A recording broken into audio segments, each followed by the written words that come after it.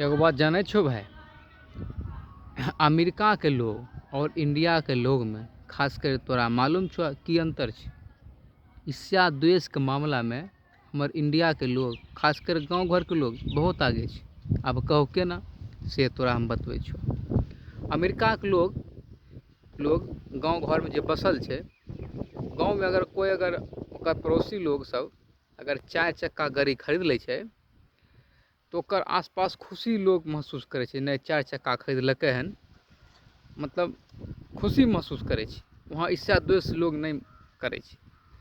आ ठीक उलट वह अगर इंडिया के लोग में गाँव में अगर कोई 4 चक्कवा तोरा पड़ोसी खरीद लेतो न, तो बगल के पड़ोसी मालूम छो की कहतो बरगाही के भाई फलनवा के बेटा तो बड़का भाई साइकिल चले रहे, कन्हू लूट के रूपा आनलकै की? एते रूपा एकरा पास अइलै केना?